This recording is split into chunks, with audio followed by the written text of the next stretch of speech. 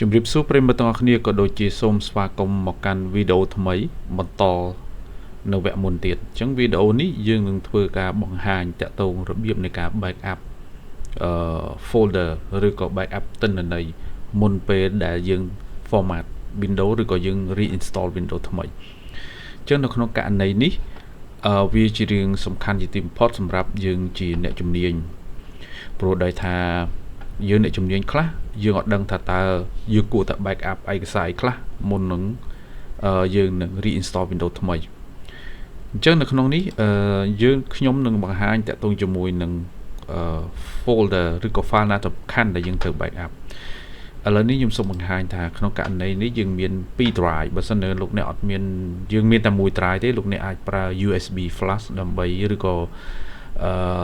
external hard disk ដើម្បី transfer file ឬក៏ backup file ចេញពី PC នឹងមុននឹងយើងសម្រាប់ចិត្តក្នុងការ reinstall Windows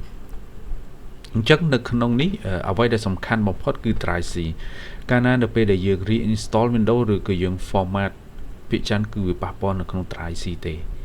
ចំណែកឯ drive D យើងមិនប៉ះពាល់ទេតែបើសិនជាយើងចង់ format ទាំងអស់អានឹងជាករណីផ្សេងហើយអ្វីដែលចាំបាច់ដាច់ខាតទៅតែបញ្ជូនទិន្នន័យទាំង drive C ទាំង drive D នឹងទៅ external hard disk បើមិនដូច្នោះទេយើងនឹងបាត់ឯកសារទាំងអស់ណាបន្ទាប់ពីយើង format អូខេឥឡូវធ្វើការបង្ហាញនេះគឺយើង format តែ drive C ទេអញ្ចឹងឯកសារណាដែលសំខាន់ខ្លះសម្រាប់backup អញ្ចឹងឥឡូវយើងចូល drive C ជាធម្មតា drive C គឺវាផ្ទុករាល់ទិន្នន័យឬក៏ជារាល់ព័ត៌មានតាក់ទងជាមួយនឹង Windows ហើយជាមួយនឹង application ដែលយើងបានដំឡើងជាពិសេសបំផុតគឺតាក់ទងនឹង profile អញ្ចឹងនៅក្នុងពេលដែលយើងធ្វើការ backup យើងអត់ចាំបាច់ទៅ backup file Windows ដែលយើងដំឡើង file application ដែលយើងដំឡើងព្រោះឲ្យពេលដែលយើងបាក់ restore មកវិញគឺអត់បានទេអញ្ចឹងអ្វីដែលសំខាន់គឺ user ឬក៏ហៅថា user profile ដែលយើងត្រូវតែ backup អញ្ចឹងឥឡូវក្នុងឧទាហរណ៍តែនៅក្នុងករណី drive C នេះអត់មាន user អ្នកប្រើប្រាស់នឹងគាត់អត់បានបង្កើត folder ថ្មីមួយទុកទិន្នន័យនៅក្នុងនេះទេខ្ញុំឧទាហរណ៍ថា my document អញ្ចឹងទៅណាអញ្ចឹងមានន័យថាគាត់អត់បានបង្កើតទេតែបើចៃដន្យនេះយើងចូលមកឃើញអញ្ចឹងយើងត្រូវ backup ទុកបើមិនអញ្ចឹងទេយើងបាត់តែក្នុងករណីនេះយើងគិតថាយើងអត់មានចោះណាអញ្ចឹងអ្វីដែលសំខាន់ពេលយើងចូលមើលមកឥឡូវខ្ញុំលុបចោលពេលយើងចូលមើលមកមានតែ file ប្រមាណនេះទេដែលជា file បើពេលដែលយើងតម្លើងមកជាមួយនឹង Windows អញ្ចឹងអ្វីដែលយើងត្រូវតែ backup ចាំបាច់គឺចូលទៅក្នុង user អញ្ចឹងពេលខ្លះចូលទៅក្នុង user យើងឃើញ user profile ជាច្រើនអញ្ចឹង folder មួយនេះគេហៅថា user profile មួយប៉ុន្តែវាស្ថិតនៅក្នុង user ពេលខ្លះយើងបើកមកវាឃើញតិចឬក៏ច្រើនស៊ីសងផ្អែកទៅលើ Windows នោះប្រើប្រមាណ user ជាក់ស្ដែងឥឡូវនេះខ្ញុំឧទាហរណ៍ថានៅក្នុងនេះខ្ញុំបង្កើតរហូតដល់1 2 3 4 5 user អញ្ចឹងយើងសួរខ្លួនឯងថាតើយើងគួរតែ backup មួយណាយើងត្រូវតែ backup ទាំងអស់យើងត្រូវតែ copy ទាំងអស់ព្រោះយើងអត់ដឹងទុកធុយបិទតែយើងធម្មតាតែយើងបង្កើតហើយគេបង្កើត profile ហើយសិតតែគេប្រើអញ្ចឹងយើងដើម្បីសុវត្ថិភាពយើងត្រូវ backup ទាំងអស់អញ្ចឹងយើង backup ទាំងអស់យើងអាច right click copy ក៏បានប៉ុន្តែមុននឹង backup យើងអាចមើលដឹងថាតើ user មួយណាដែលយើងកំពុងប្រើ user មួយណាដែលយើងកំពុង log ពួកឯក្នុងនេះវាមានច្រើនអញ្ចឹងដែលយើងអាចប្រៀបធៀបយើងចូលថាតើ user យើងកំពុងប្រើ log ចូលនេះតើនៅក្នុង profile មួយណាអញ្ចឹងយើងអាចចូលដើម្បីទៀងទាត់យើងអាចចូលទៅក្នុង key window នេះមកហើយកន្លែងនេះវានឹងបង្ហាញយើងថាតើ user ឈ្មោះឥឡូវនេះ user នេះឈ្មោះ Lenovo អញ្ចឹងប្រកាសជា folder មួយនេះហើយដែលជា folder profile អញ្ចឹងបើណាយើង double click ចូលទៅវាអត់មានអីទេវា by default មកទាំងអស់គឺជាធម្មតាត្រូវមាន contact វាមាន desktop វាមាន document download favorite វាមាន like ឬមាន music មាន one drive បើសិននៅក្នុងករណីយើងអត់តម្លើងទេគឺអត់មានទេ picture save game search and video អញ្ចឹងនេះហើយគេហៅថា user profile អញ្ចឹង user profile នេះវានៅតែណាកាលពេលវា store នៅក្នុង drive C ប៉ុន្តែពេលដែល user ខ្លះគាត់ដឹងទេតែវាអាចស្ថិតនៅកន្លែងនេះគេហៅ shortcut នៅកន្លែងនេះឬក៏ពេលដែលយើងបិទវាមកមាននៅលើនេះ desktop ពេលដែលយើង click start មកវាមាន document វាមាន desktop download document គឺវាចេញ shortcut ឲ្យយើងនៅកន្លែងនេះអញ្ចឹងវាជា shortcut ទេតែអ្វីដែលវាជា storage គេហៅថា directory របស់វាគឺនៅក្នុង drive C នៅក្នុង users ហើយទាំងអស់នេះគឺជា profile អញ្ចឹងយើងអត់មានធ្វើអ្វីទេយើងត្រូវតែ copy ទុកដែលគេហៅថា backup បើមិនដូច្នោះទេពេលដែលយើង reinstall វានឹងបាត់អញ្ចឹងឧទាហរណ៍ថាពេលដែលយើង copy នឹងឲ្យទុកយើងទុកនៅក្នុង drive D ខ្ញុំឧទាហរណ៍ថាខ្ញុំអត់បង្កើតអីទេខ្ញុំបង្កើត folder មួយយើងរកពាក្យថា backup អីចឹងទៅ backup all profile sorry rename backup sorry profile អូខេបើយើងដាក់ថ្ងៃទីល្អបើយើងដាក់ថ្ងៃទីរឹតតែល្អបើសិនជាយើង backup ច្រើនតែមួយយើងមិនជាបញ្ហាទេដោយសារកន្លែងនេះវាមានចេញថ្ងៃទីស្រាប់អញ្ចឹងយើងក៏ right click ចូលទៅក្នុង folder នោះមកយើង click backup អញ្ចឹងអានេះដោយសារតែខ្ញុំ copy មកទាំងអស់ copy ពី user នោះមកទាំងអស់អញ្ចឹងវាអាចនឹងទីមទីពេលវេលាហើយនឹងស៊ីសងទៅលើទំហំរបស់ user profile មួយខ្ញុំឧទាហរណ៍ថាបើសិនជា user profile នេះមាន desktop មានច្រើន document មានច្រើន download ផ្សេងមានច្រើនអញ្ចឹងវាប្រកាសជា take time ក្នុងការ backup ឥឡូវនេះយើងគាត់ណាអត់មានអីសោះក៏វាទាមទារ backup រយៈពេលយូរដែរអញ្ចឹងខ្ញុំគាត់ណាឧទាហរណ៍ហើយខ្ញុំទុកវាចប់ដើម្បីធ្វើការបង្ហាញបន្តទៀត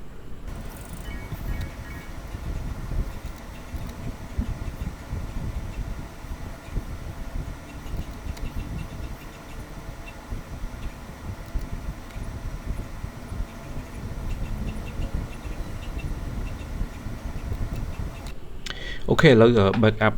យើងបានចប់ហើយយើងអាចចូលមើលនៅក្នុង drive D យើងអាចចូល all backup អ្នកទាំងអស់គ្នានឹងឃើញ profile ទាំងអស់ហ្នឹងហើយអញ្ចឹងការដែល backup ពេលខ្លះមកពេលខ្លះមិនមកទេវាផ្អែកទៅលើ user ដែលយើងកំពុងតែឈរហ្នឹងដែលយើងកំពុងតែចូលហ្នឹងឧទាហរណ៍ទៅ Lenovo ហ្នឹងកំពុងតែយើងឈរហ្នឹងពេលខ្លះយើងកំពុងតែ file ហ្នឹងកំពុងតែបើកអញ្ចឹងពេល file ណាដែលកំពុងតែបើកអញ្ចឹងគឺយើង backup មកបានទេអញ្ចឹងអ្វីដែលយល់ល្អមុននឹង backup អ្នកទាំងអស់គ្នាដែលជាអ្នកជំនាញអ្នកទាំងអស់គ្នាចូលកុំប្រើ log ចូលក្នុង user ណាមួយដើម្បី backup បើ backup ខ្លួនវាប្រកាសជាវានឹង backup អត់បាននៅពេលដែល file ណាកំពុងតែបើកតែដើម្បីឲ្យជោគជ័យអ្នកទាំងអស់គ្នាអាចឧទាហរណ៍ថាមាន user admin មកចូល user admin ហើយយើង backup user ទាំងអស់នឹងវិញអញ្ចឹងវានឹង backup ភាគច្រើនគឺមកទាំងអស់ហើយអញ្ចឹងក្នុងករណីនេះយើងនឹងធ្វើបង្ហាញតែប៉ុណ្្នឹងទេតើតើនឹងការ backup ហើយនេះជាសុវត្ថិភាពហើយអ្វីដែលយើង backup រួចរាល់ហើយបន្ទាប់មកយើងចាប់ដើម reinstall មានវិធីមួយទៀតសូមបញ្ជាក់ highlight មួយថាពេលដែលយើង reinstall Windows យើងមិនអាច backup application ឬក៏ហៅថា software មកទាំងអស់បានទេ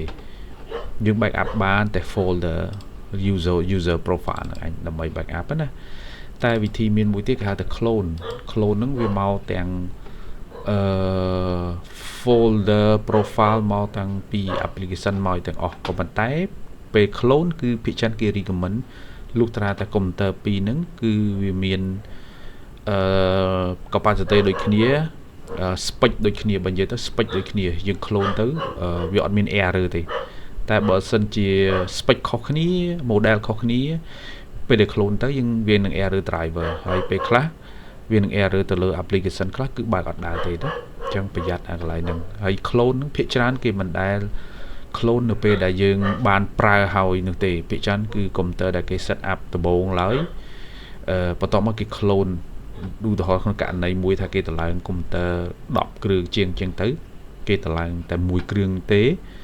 តម្លើងកម្មវិធីទាំងអស់បន្ទាប់មកគេ clone 9គ្រឿងតទៀតអញ្ចឹងវាចំណាយពេលលឿនជាងការតម្លើងមួយណាប៉ុន្តែអានេះគេប្រើនៅក្នុងលក្ខខណ្ឌខុសពីគ្នាទាំងអស់ ចឹងឥឡូវនេះយើងមើលទៅសុវត្ថិភាពហើយនៅក្នុង Drive C យើងមើល verify ចុងក្រោយមកថាអត់មានអីទេនៅក្នុង Drive C ហើយ user យើងបាន backup អស់ហើយយើងអ្វីដែលសំខាន់យើងពិនិត្យមើល capacity ផងមុននឹងធ្វើការ format បើមិនចឹងទេយើងអាចនឹងបាត់ឯកសារផ្សេងខ្ញុំឧទាហរណ៍ថា public អត់យកកុំយក public យើងយកអង្គរនេះយើងមើល